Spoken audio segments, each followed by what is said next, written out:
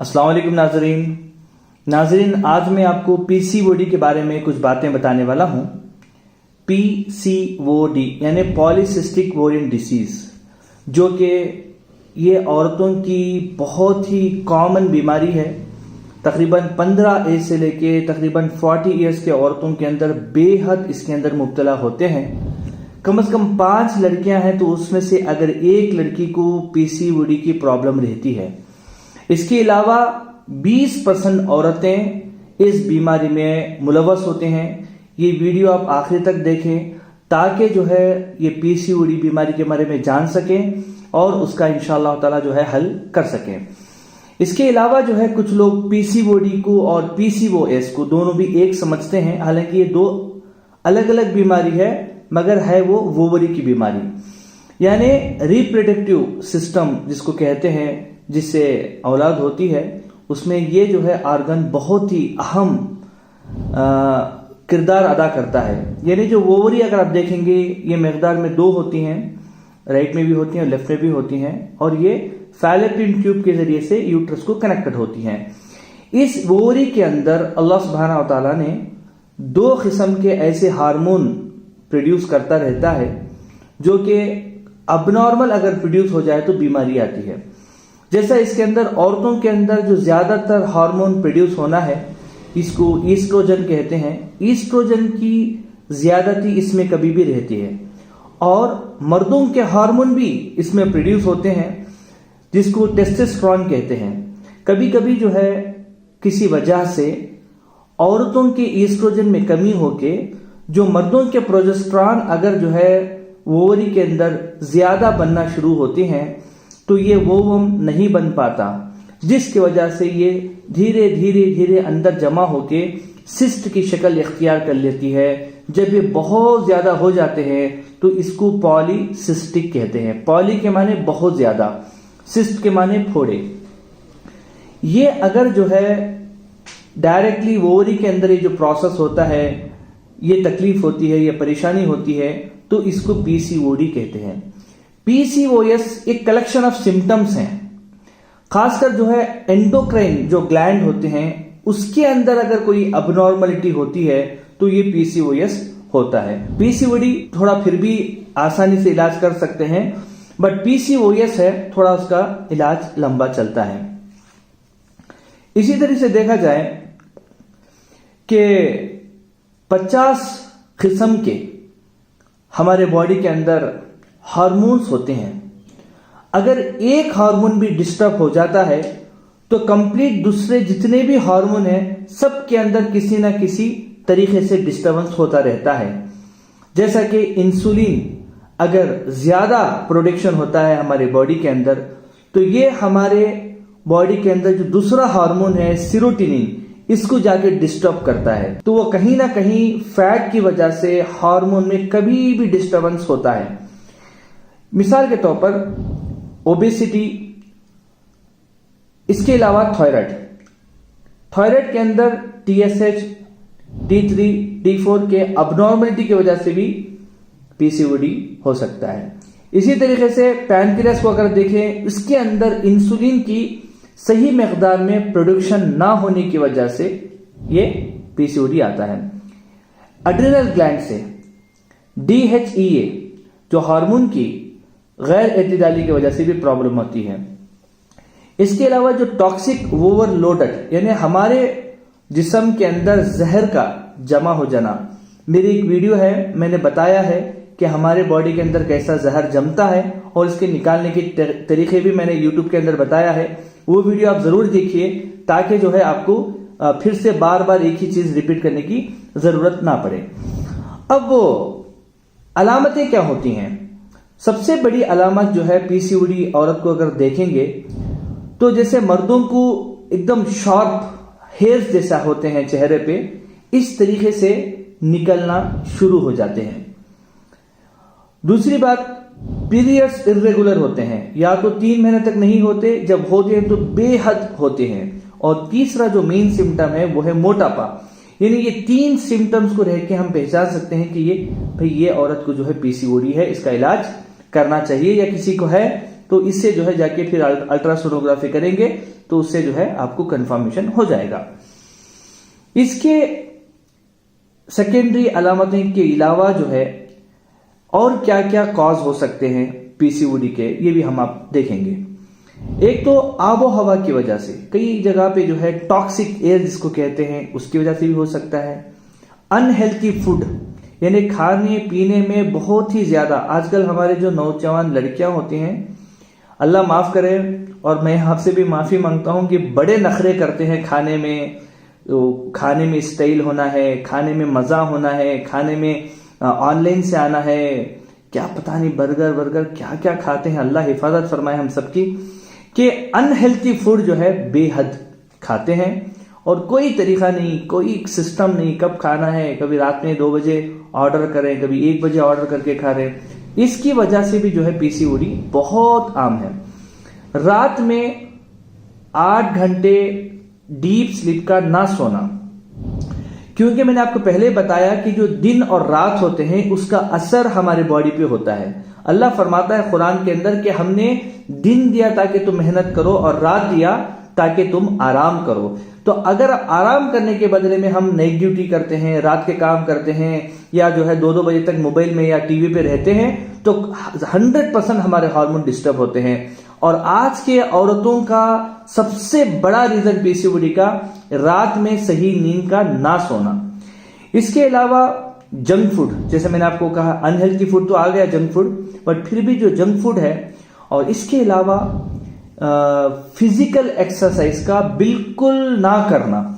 मतलब जब हम बोलते हैं फिजिकल एक्सरसाइज करो हमारे पेशेंट्स को, वो कहते हैं डॉक्टर साहब घर का पूरा काम मैं ही करती हूं, है ना।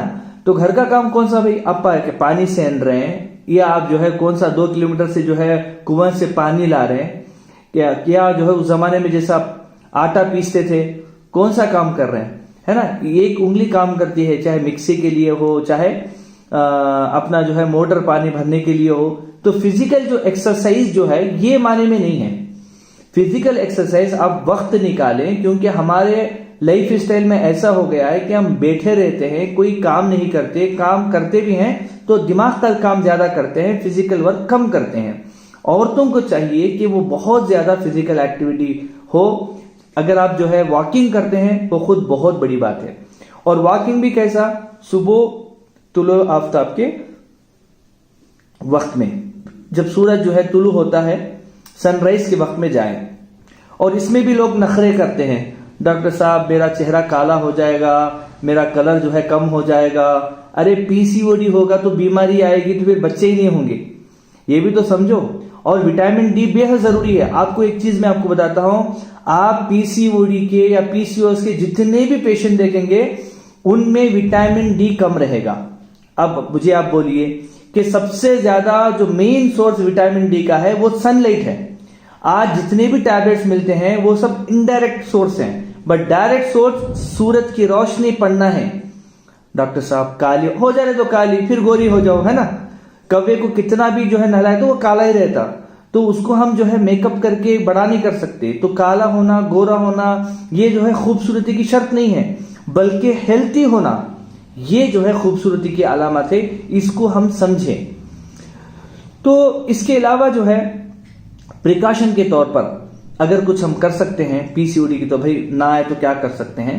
तो सबसे पहली बात क्या है कि जो तली हुई चीजें हैं, फ्राइड जो फूड कहते हैं फ्राइड, वो या पैक्ड फूड, क्योंकि कोई भी चीज अच्छा रहने के लिए 1 साल 2 साल तक के लिए प्रिजर्वेटिव जो डालते हैं, वो प्रिजर्वेटिव जो है हार्मोन को डिस्टर्ब करते हैं। इस वजह से junk food, preservative, packed food इसको अवॉइड करें। नेचुरल फूड ज्यादा खाएं। और माशाल्लाह हमारे आजकल की जो लड़कियां हैं, माशाल्लाह क्या बोले, नेचुरल फूड तो पसंद ही नहीं आता, है ना, बिल्कुल पसंद नहीं आता। कोई भी जो है नेचुरल, कोई भी जंक फूड दो आसानी से अल्हम्दुलिल्लाह खैरुल्लाह। मगर जैसे ही हम जो है नेचुरल फूड का जिक्र करते हैं कि कैरेट खाइए, या डॉक्टर साहब बिल्कुल नहीं होता, डॉक्टर साहब मैं देखे तो मुझे वॉमिटिंग होती है ना। हमारे सामने कई औरतें हैं, मेरे पेशेंट बहुत से हैं ऐसे। इसके अलावा जो है एक्सरसाइज और वॉकिंग, इसका बिल्कुल आप ध्यान रखें। और इसके अलावा जो है हिजामा करें। देखिए हिजामा जो है, हिजामा या फसद, ये ऐसी इलाज है जिससे पीसीओडी के लिए बेहद फायदा करता है।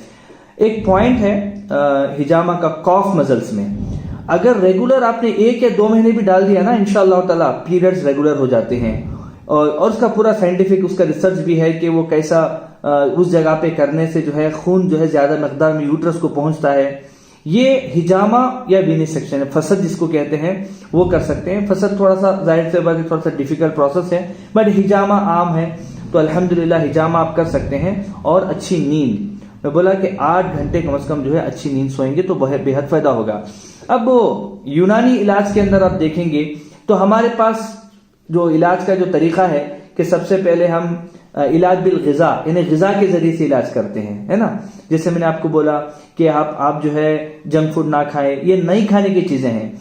खाने के अंदर जो है जो ज्यादातर हम जो इस्तेमाल कर सकते हैं वो इजीली डाइजेस्टेबल ग़िज़ा, जो आसानी से हजम हो जाए, ऐसी ग़िज़ा खाएं। तेल की चीजें अवॉइड करें, फ्राइड राइस अवॉइड करें। देखिए जितने भी औरतों को जो है पीसीओडी हुआ है वो लोग ज्यादातर तेल की चीजें का इस्तेमाल करते हैं, और इसी तरीके से जो है वो फ्राइड राइस का ज्यादा इस्तेमाल करते हैं, जंक फूड का इस्तेमाल करते हैं। इस वजह से 2 चीजें, अगर आपका जो बॉडी वेट है पहले इसको आप कम करने की कोशिश करें। मेरा एक वीडियो है यूट्यूब पे, आप देख सकते हैं, ओबेसिटी एंड सोल्यूशन। इसमें मैंने पूरा सिस्टमेटिक तरीके से बताया है कि हम कैसे जो है ओबेसिटी को ठीक कर सकते हैं इंशाल्लाह। तो ये आप वीडियो को फॉलो करें। इसके बाद मैं जो बता रहा हूं कि अपना जो वेट है मिनिमम 10% हमारे वेट से, बॉडी वेट से उसको रिड्यूस करें। यूनानी में भी दवाएं हैं वेट रिड्यूस करने के लिए, अगर आप जो है डाइट के जरिए से या वर्कआउट के जरिए से करते हैं तो ये और अच्छी बात है। इसके अलावा हमारे पास जो फाइबर्स फूड जिसको कहते हैं वो ज्यादा इस्तेमाल करें। ऐसी तो बहुत लंबी लिस्ट है, ऐसे यूनानी के अंदर दवाएं मौजूद है, इलाज बिल ग़िज़ा के अंदर आती हैं, जैसा दारचीनी एक बहुत अच्छी हर्ब है जो कि इंसुलिन जो है सेंसिटाइजर है, जो हमारे बॉडी में नेचुरली इंसुलिन को जो है प्रोड्यूस करती है, इसका इस्तेमाल करें। इसके अलावा जो है बहुत से सिंगल ड्रग्स हैं, कुछ फोटोज में आपको बताता हूं इंशाअल्लाह ताला, ताकि इसका इस्तेमाल करने से बेहद फायदा होता है। इस पर काफी रिसर्च भी हुआ है।